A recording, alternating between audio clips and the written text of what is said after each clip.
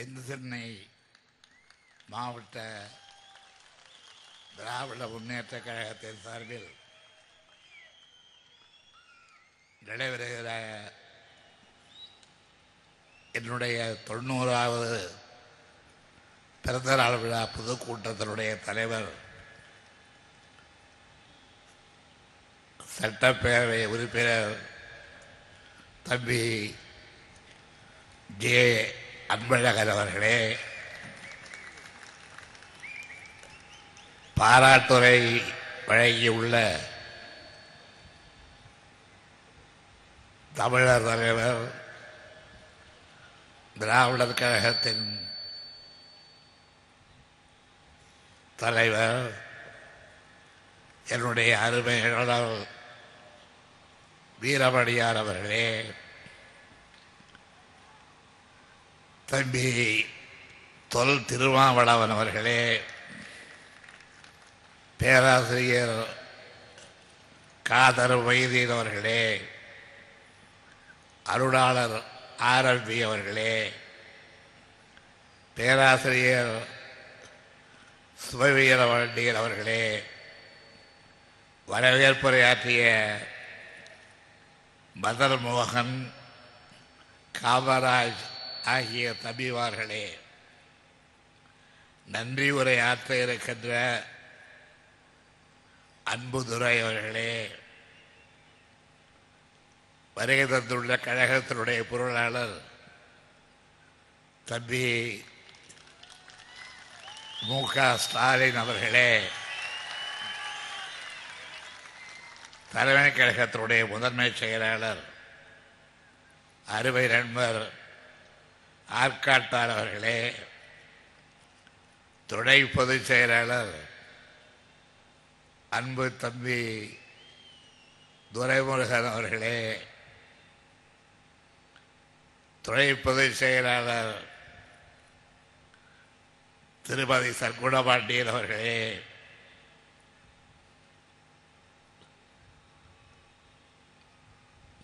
மற்றும்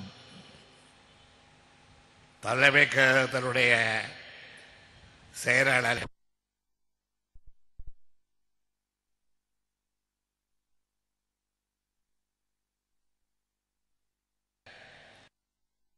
உறுப்பினர்களுடைய தலைவர் தம்பி டி.ஆர். பாலு அவர்களே,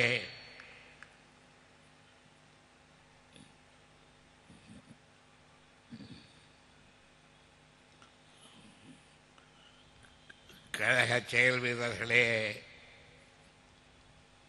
தாய்மார்களே, பெரியோர்களே, என் உயிரினும் மேலான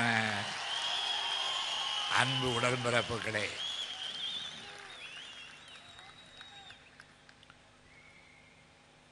பல்லாயிரக்கணக்கிலே குழுமியிருக்கின்ற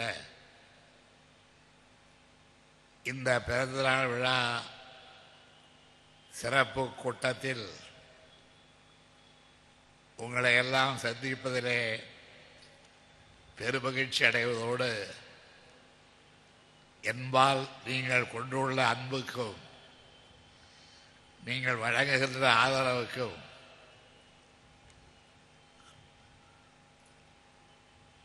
என்னுடைய நன்றி அறிதலை உங்களுடைய காலடிகளிலே சமர்ப்பித்து என் பேச்சை தொடர்கிறேன். நம்முடைய தமிழர் தலைவர் வீரமணி அவர்களும் தம்பி தொல் திருமாவளவன் அவர்களும் பேராசிரியர் காதர் வைதீன் அவர்களும் அருளாளர் ஆர்எல்பி அவர்களும் பேராசிரியர் தம்பி சுபவீர பாண்டியன் அவர்களும் இங்கே இந்த பிறந்தநாள் விழா பற்றி மிக அருமையான விளக்கங்களை, அரிய கருத்துக்களை வழங்கியிருக்கின்றார்கள். கடந்த 2-3 நாட்களாக நம்முடைய ஆசிரியர் வீரமணி அவர்கள் எடுத்து காட்டியதைப் போல தூக்கமே இல்லாத இரவுகள் 3 இரவுகள் கழிந்து இன்றைக்கு நான் உங்களை எல்லாம் சந்திக்கின்ற நிலைமை ஏற்பட்டிருக்கிறது. ஆகவே என்னுடைய பேச்சில் தூங்கி வழிகின்ற கருத்துக்களை ஏதாவது இருப்பேனால் அவைகளையெல்லாம் விலக்கிவிட்டு உங்களை வேகப்படுத்துகிற உங்களுடைய கழகம் அமைக்க இருக்கின்ற அறிமுக பெரிய போர் வீரர்களாக நிறுத்துகின்ற அந்த கடமைக்கு நீங்களெல்லாம் ஆட்பட வேண்டும், உட்பட வேண்டும் என்று முதலிலேயே மிகுந்த பணிவன்போடு உங்கள் அனைவரையும் நான் கேட்டுக்கொள்கின்றேன். திராவிட முன்னேற்ற கழகம் ஒரு சாதாரண சாமானிய மக்களால், சாமானிய தோழர்களால் நிர்வகிக்கப்பட்டு நடைபெற்றுக் கொண்டிருக்கின்ற ஒரு இயக்கம் என்பதை நான் புதிதாக சொல்ல வேண்டிய அவசியமில்லை. அந்த இயக்கத்தின் சார்பில் நடைபெறுகின்ற விழாக்கள், இந்த இயக்கம் கலந்து கொள்ள வேண்டிய ஜனநாயக கடமையை ஆற்ற வேண்டிய தேர்தல்கள், இவைகளிலே நாம் ஆற்ற வேண்டிய கடமைகள், செயல்கள், அதற்கு நமக்கு தேவைப்படுகின்ற சாதனங்கள், இவைகளை பற்றியெல்லாம் நாங்கள் யாரும் சிந்திக்காமல் இருக்க முடியாது.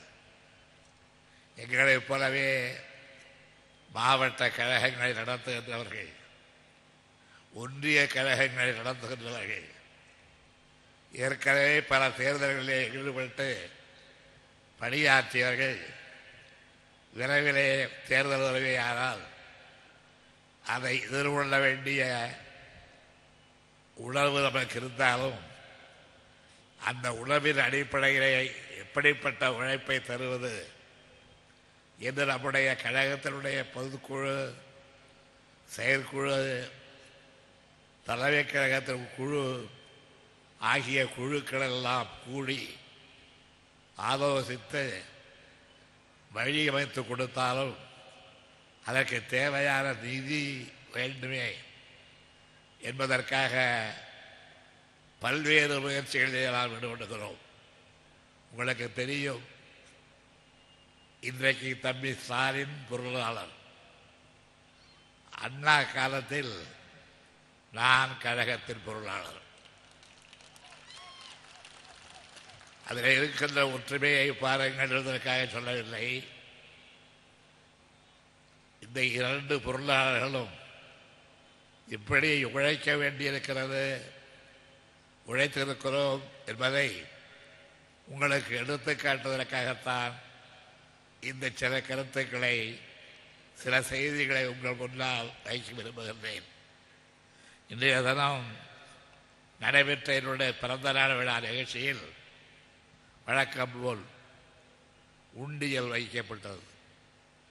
அந்த உண்டியலில் எவ்வளவு பணம் திரண்டிருக்கிறது என்று பார்த்தால், காலையிலே நம்முடைய தோழர்கள், தொண்டர்கள், கழக உடன்பிறப்புக்கு முண்டி அடித்துக் கொண்டு, ஒருவரை ஒருவர் தள்ளி அடித்துக் கொண்டு, அவர்கள் என் கையிலும் கழகத்தினுடைய செயல் வீரர்களுடைய கையிலும், நிர்வாகிகளுடைய கையிலும், பொருளாளருடைய கையிலும் வழங்கிய இந்த தொகை எவ்வளவு என்று கூட்டி பார்த்தால் அந்த கணக்கை உங்களுக்கு நான் சொல்லாமல் இருந்தால் என்னுடைய இயக்கம், என் தலைமையில் இருக்கிற இயக்கம் ஜனநாயக இயக்கம் என்பதற்கு பொருள் இல்லாமல் போய்விடும். ஆகவே அந்த வரவு செலவு கணக்கை உங்கள் முன்னால் வைக்க விரும்புகின்றேன். மாவட்டந்தோறும்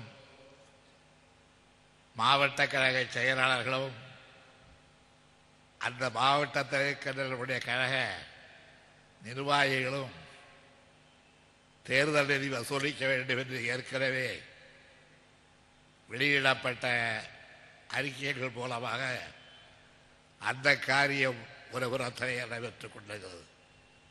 இன்றைக்கு ஒரு நாள் மட்டும் என்னுடைய பிறந்தநாள் விழாவை முன்னிட்டு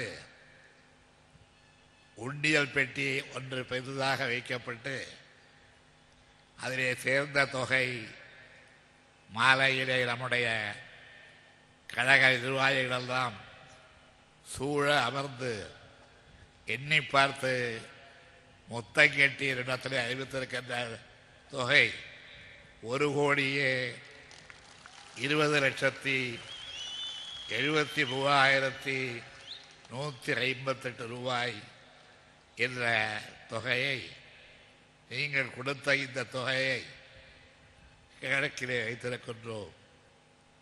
1-2 காசோலைகளாக இருந்திருக்கின்றன.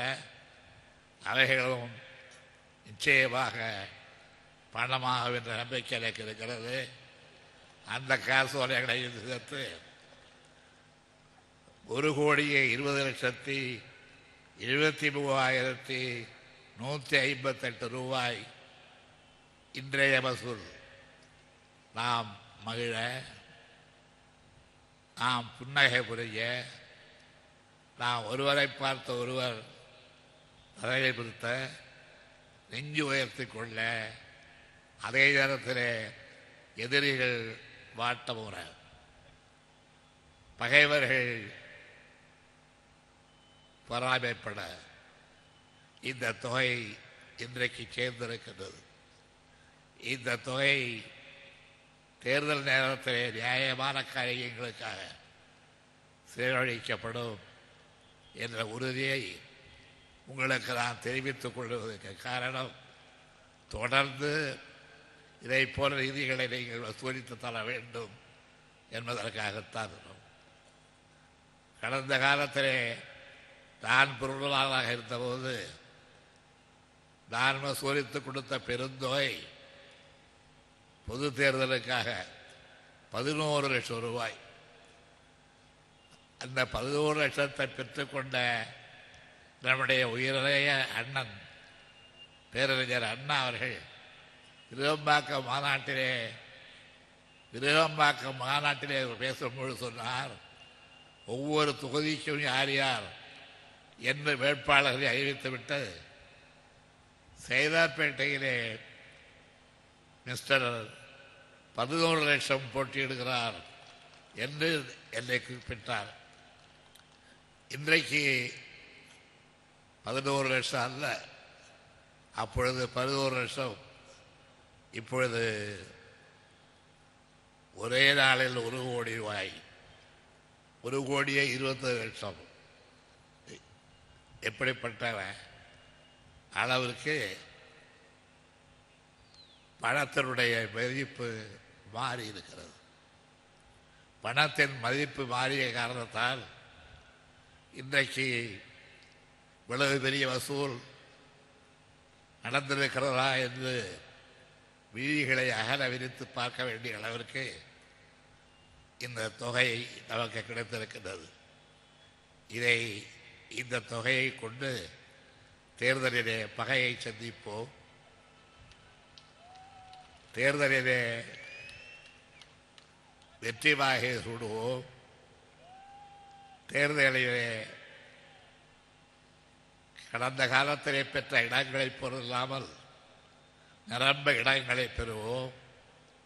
நிரம்ப இடங்களை பெறுவது ஆட்சி அமைக்க வேண்டும் என்பதற்காக அல்ல, முடிந்தால் ஆட்சி அமைப்போம், இல்லையே ஆட்சியாளர்களை நடத்தி செல்ல வழிநடத்துகின்ற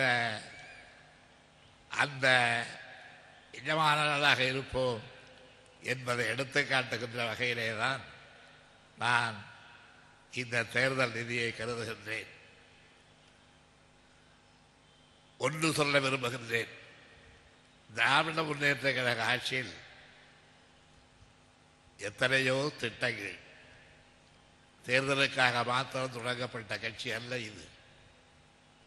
ஏன் தேர்தலுக்கு நிற்கிறோம் என்றால் தமிழகத்தை வளப்படுத்த, தமிழகத்தை மற்ற நாடுகளோடு ஒப்பிடும் பொழுது முதன்மையான மாநிலமாக ஆக்க முயற்சியை மேற்கொண்டிருக்கிறோம். அதனை வெற்றி பெறுவோம் என்ற நம்பிக்கையை பெற நாம் இந்த தேர்தலிலே பெரியார் அவர்கள் தேர்தலில் இருக்கவே தேவையில்லை என்ற கருத்து கொள்ளுவராக இருந்தாலும் கூட அவரையும் நம்முடைய வழிக்கு கொண்டு வந்து நாங்கள் ஆட்சிக்கு வந்தால் தமிழ் மக்களுக்கு, தமிழகத்திலே இருக்கின்ற ஏழை எளியவர்களுக்கு, தொழிலாளர்களுக்கு, பாட்டாளிகளுக்கு, வணிகர்களுக்கு, சாதாரண சாமானிய மக்களுக்கு இந்த காரியங்களை செய்வோம், சமதர்மம் வணங்காமல செய்வோம், ஜாதி பூசல்களை ஒழிப்போம் என்ற இந்த திட்டங்களை எல்லாம் நிறைவேற்ற திராவிட முன்னேற்ற கழகம் தேர்தலில் இருக்கிறது என்று அறிவித்து நாம் பெரும்பான்மையான இடங்களை பெற்றோம், மறுக்கவில்லை. என்னை பொறுத்தவரையில் நான் 1957ஆம் ஆண்டிலே இருந்து இதுவரையிலே 12 சட்டமன்ற தேர்தலில் நின்றேன். ஒரு தேர்தலிலும் வெற்றி வாய்ப்பை இழக்கவில்லை.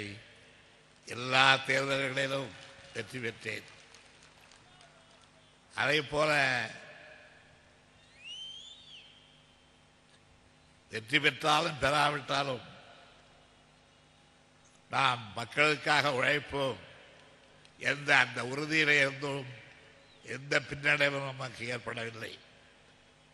அப்படிப்பட்ட நிலையிலே நாம் மக்களை சந்தித்து மக்களுடைய தேவைகளை உணர்ந்து அதை நிறைவேற்றி தருகின்ற வழி, வகை, கூறு இவைகளை எல்லாம் எண்ணி பார்த்து பெரும் பயனை தமிழகத்திற்கு நாம் விளைத்து தந்திருக்கின்றோம். உங்களுக்கு நினைவுக்கு சொல்லுகின்றேன், கழக ஆட்சியிலே நிறைவேற்றப்பட்ட திட்டங்கள், நிறைவேற்ற வேண்டும் என்று அறிவிக்கப்பட்ட திட்டங்கள் அதிமுக ஆட்சியில் எந்த அளவிற்கு காழ்ப்புணர்வோடு முடக்கப்பட்டு விட்டன என்ற பட்டியலை உங்களுக்கு நான் படித்து காட்ட விரும்புகின்றேன். ஓமாந்தூரார் வளாகத்தில் தலைமைச் செயலக மற்றும் சட்டப்பேரவை வளாகம் 600 கோடி ரூபாய் செலவில் நிர்மாணிக்க காலை முதல் மாலை வரையில், ஏன் மாலைக்கு பிறகும் நள்ளிரவிலே கூட அந்த கட்டிடப் பணிகளை துரிதமாக ஆக்க விரைவில் அங்கே நம்முடைய சட்டமன்ற உறுப்பினர்கள் அமர்ந்து பணியாற்ற வேண்டும் என்ற தூண்டுதல் உணர்ச்சியோடு வேக வேகமாக அந்த கட்டிடப் பணிகளை எல்லாம் முடித்தோம். புராண காலத்தில் சொல்லுவார்கள், அந்த 1000 மண்டபத்தை பூதங்களெல்லாம் கூழி கட்டி முடித்தன என்று. அதே போல இந்த அருமையான தலைமைச் செயலகத்தை திராவிட முன்னேற்ற கழக ஆட்சியிலே சட்டமன்ற உறுப்பினர்கள் மாத்திரமல்ல, அமைச்சர்கள் மாத்திரமல்ல, முதலமைச்சராகிய நானே கூட நேரிலே கண்காணித்து அதிகாரிகளை வைத்துக் கொண்டு வெகு விரைவிலே 600 கோடி ரூபாய் செலவிலே அந்த ஓமாந்தூர் வளாகத்திலே தலைமைச் செயலக கட்டிடம் கட்டி முடிக்கப்பட்டது. என்ன ஆயிற்று? ஒவ்வொன்றாக சொல்லுகின்றேன், நீங்கள் நினைவிலே ஏற்றுக்கொள்ள வேண்டியதற்காக. அது மருத்துவமனையாக மாற்றப்படும் என்று அறிவிக்கப்பட்டு அதற்கான காரியங்கள் வேக வேகமாக நடைபெற்று அந்த உமாந்தூர் வளாகத்திலே கட்டப்பட்ட அருமையான கட்டிடம் இன்றைக்கு பாழடிக்கப்பட்டிருக்கின்றது. பாவேந்தர் பெயரால் செம்மொழி தமிழ் ஆய்வு நூலகம் ஒன்றை அமைத்தோம். முதலில் இந்த செம்மொழியை பற்றி உங்களுக்கு சொல்லியாக வேண்டும். உலகத்தில் 5-6 மொழிகளுக்குத்தான் செம்மொழி தகுதி இருக்கிறது.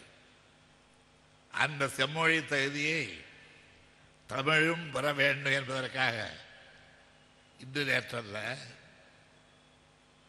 சூரியநாராயண சாஸ்திரியார் என்கின்ற தமிழறிஞர் 100 ஆண்டுகளுக்கு முன்பு குரல் கொடுத்து அவருடைய குரலுக்கு வெற்றி தேடித்தர வேண்டும் என்பதற்காக கழக ஆட்சியிலே நான் டெல்லி சென்று திருமதி சோனியா காந்தி அம்மையாரை ஒரு முறைக்கு 2 முறை சந்தித்து இன்றைய குடியரசுத் தலைவர் பிரணாப் முகர்ஜி அவர்கள் அன்றைக்கு நிதியமைச்சராக இருந்தார் என்று எண்ணுகிறேன். அவருடைய உள்ளத்திலும் இந்த எண்ணத்தை உருவாக்கி இறுதியாக சோனியா காந்தி அம்மையார் தமிழுக்கு செம்மொழி தகுதி தரப்படும் என்று அறிவித்தார்கள். அறிவித்தது மாத்திரமல்ல, இன்றைக்கு அந்த கடிதம் என்னுடைய கையிலே இருக்கிறது. அவர் கடிதம் எழுதினார்கள், தமிழுக்கு செம்மொழி தகுதி தரப்பட்டு விட்டது.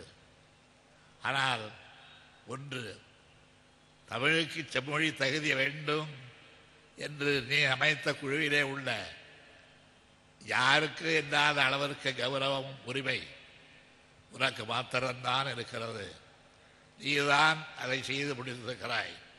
அதற்காக நான் உன்னை பாராட்டுகிறேன் என்று சோனியா காந்தி அம்மையார் எனக்கு எழுதவே எழுதினார்.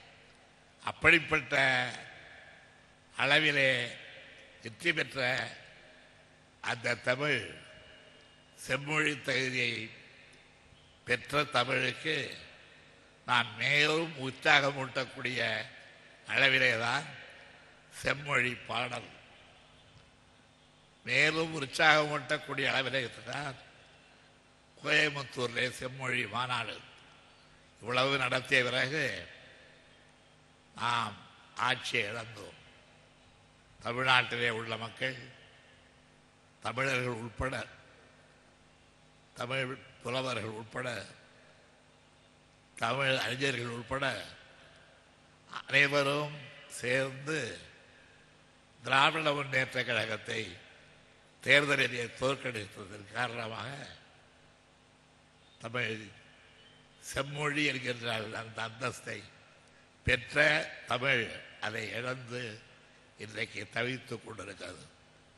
தமிழ் செம்மொழி என்பதை பயன்படுத்தி செம்மொழி பூங்கா ஒரு நிறுவினோம்.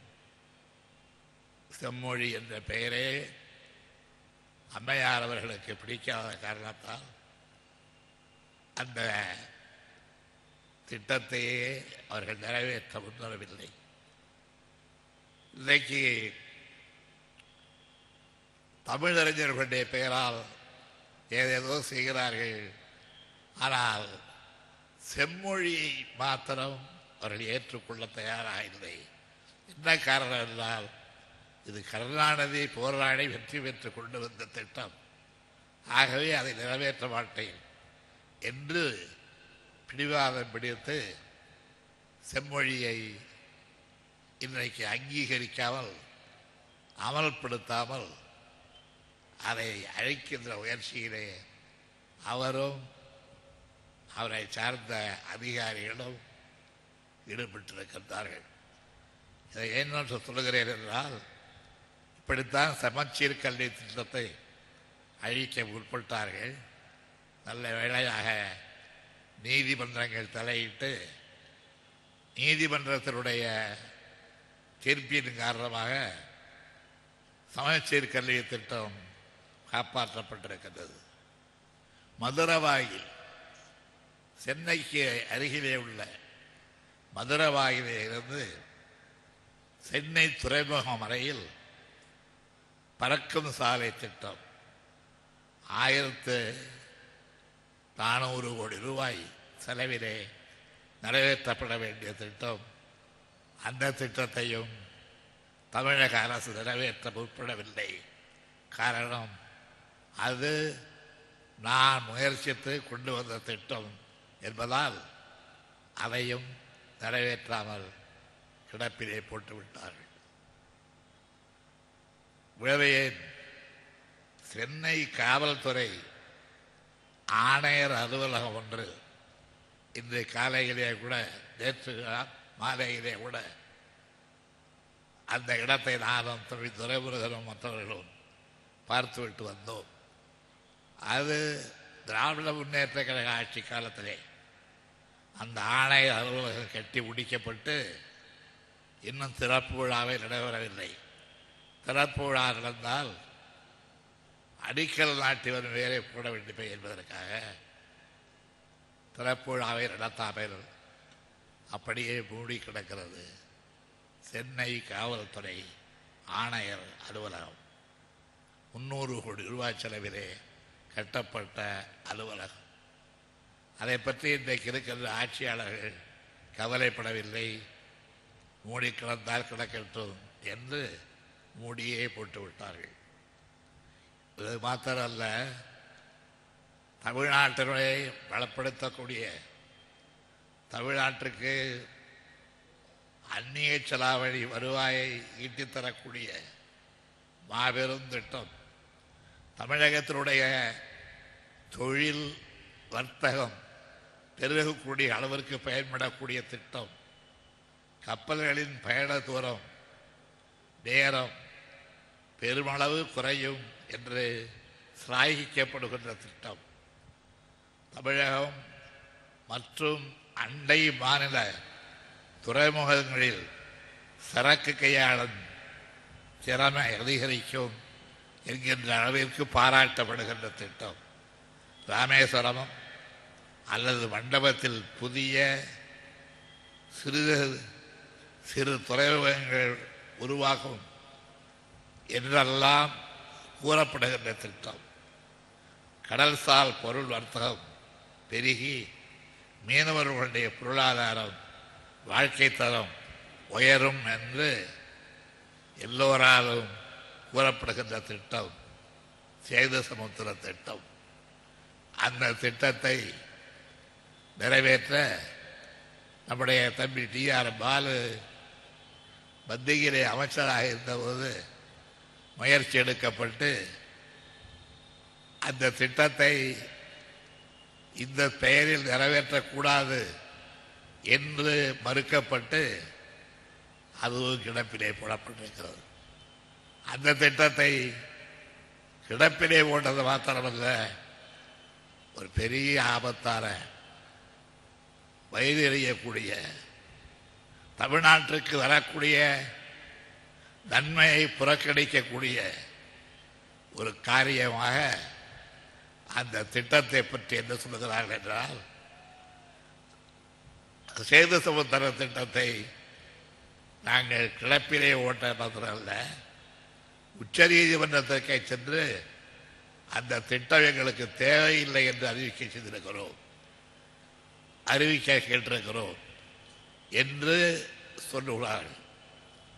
நான் உங்களுக்கு ஞாபகப்படுத்த விரும்புகின்றேன், சேது சமுத்திரத்தால் அந்த திட்டத்தால் நமக்கு கிடைக்கக்கூடிய லாபங்கள் என்ன, எத்தகைய புதிய வாழ்வு தமிழர்களுக்கு கிடைக்கும், எத்தனை லட்சம் தமிழர்களுக்கு வேலை வாய்ப்பு கிடைக்கும், கடலில் குறுக்கே அந்த பாலம் அமைவதால் எவ்வளவு தூரம் பயண நேரம் குறையும், எவ்வளவு பயண செலவு நிச்சயமாகும், எந்த அளவிற்கு உலகத்தோடு அந்த திட்டத்தால் தொடர்புகள் ஏற்படும் என்று இவ்வளவையும் இருந்து சொல்லி அந்த திட்டத்தை நிறைவேற்ற ஏறத்தாழ ஒரு 14 கமிட்டிகள் போடப்பட்டு அந்த 14 குழுக்களுக்கு பிறகு சரிகை ராமசாமி முதலியாருடைய தலைமையிலே ஒரு குழு அமைக்கப்பட்டு அவர்கள் செய்த சிபாரசையும் இணைத்து இன்றைக்கு அந்த திட்டத்தை நிறைவேற்றினால் தமிழ்நாட்டிலே உள்ள தமிழர்களுக்கு வேலை வாய்ப்பு கிடைக்கும் என்கின்ற எரிச்சலின் காரணமாக, ஆத்திரத்தின் காரணமாக அதை நிறைவேற்றாமலே போட்டது மாத்திரமல்ல, சுப்ரீம் கோர்ட்டுக்கு சென்று, உச்ச நீதிமன்றத்துக்கு சென்று அந்த திட்டம் எங்களுக்கு தேவையில்லை என்று சொல்லுகிறார்கள். அதற்கு சொல்லப்படுகிற காரணம் என்னவென்றால், அது ராமர் கட்டிய பாலம். ராமர் பாலத்தை சேது சமுத்திர திட்டம் என்று அழைப்பதை நாங்கள் ஏற்றுக்கொள்ள முடியாது இருக்கிறார்கள். எங்களுக்கு திட்டம் தேவை. அந்த திட்டத்தில் ஏற்படக்கூடிய லாபம் தேவை. அந்த திட்டத்தால் ஏற்படக்கூடிய தமிழனுடைய புது வாழ்வு தேவை. அந்த திட்டத்தால் ஏற்படக்கூடிய பழைய காலத்திலே ரோமாபுரி வரையிலே சென்று வாழமை செய்தாரே தமிழன், அத்தகைய வரலாறுகளுக்கு மீண்டும் திரும்ப அந்த திட்டம் தேவை என்று நாம் சொல்லுகின்றோம்.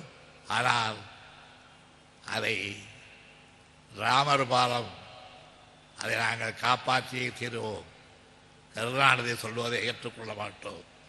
கருணாநிதி நாஸ்திகன், ராமரை ஏற்றுக்கொள்ளாதவர். ஆகவே இந்த திட்டத்தை நாங்கள் நிறைவேற்ற தயாராக இல்லை என்று இல்லாத கற்பனைகளை எல்லாம் செய்து உச்ச நீதிமன்றத்திலே சென்று தமிழக முதலமைச்சர் ஜெயலலிதா அவர்கள் முறையிட்டு அது விசாரணைக்கு இருக்கிறது.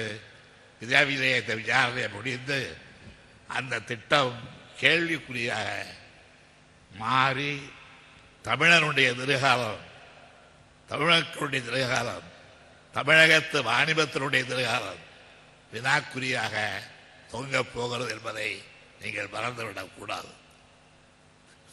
ராமர் பாலம் என்பதை நாங்கள் மாற்ற முடியாது என்றால் வைத்துக் கொள்ளுங்கள்.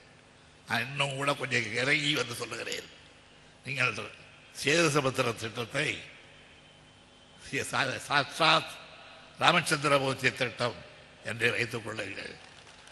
எப்படி வைத்துக் கொண்டாலும் சரி, அந்த திட்டம் வந்தால் எங்களுக்கு போதும். அந்த திட்டம் வந்தால் தமிழகம் செல்வத்தால் கொழிக்கும், வாணிபத்தால் வளரும், வளம் குலுங்கும். அந்த திட்டம் எங்களுக்கு தேவை. அதற்கு எந்த பெயர் வேண்டுமானாலும் ஏற்றுக்கொள்ளுங்கள். பெயர்கள் மாற்றுவது ஒன்றும் பெரிய காரியம் அல்ல. எங்களுக்கு பெயர் மாறுகிறதோ இல்லையோ, திட்டம் தேவை. அதற்கு இன்றைய அரசு ஆவண செய்யுமா என்பது என்னுடைய கேள்வியை. செய்யும் என்று எதிர்பார்க்கிறேன். செய்யாவிட்டால் நான் இந்த பிறந்த நாள் விழாவிலே இந்த மாபெரும் மக்கள் கிடங்கில் அறிவிக்கின்றேன். விரைவில் திராவிட முன்னேற்ற கழகத்தினுடைய பொதுக்குழுவையோ செயற்குழுவையோ கூட்டம் செய்து கழகத்தினுடைய தோழமை கட்சிகளுடைய ஆதரவை பெற்று யார் யாருக்கும் தமிழ்நாடு வாழ வேண்டும் என்று எண்ணுகிறார்களோ அந்த உண்மையான இதயங்களை எல்லாம் ஒன்று திரட்டி அவர்களுடைய வயலோடு சேது சமுத்திர திட்டத்தை கொண்டு வா, அதை கிடப்பிலே போடாதே என்ற கோஷத்தோடு ஒரு போராட்டத்தை திராவிட முன்னேற்ற கழகம் தோழமை கட்சிகளுடைய துணையோடு நிச்சயமாக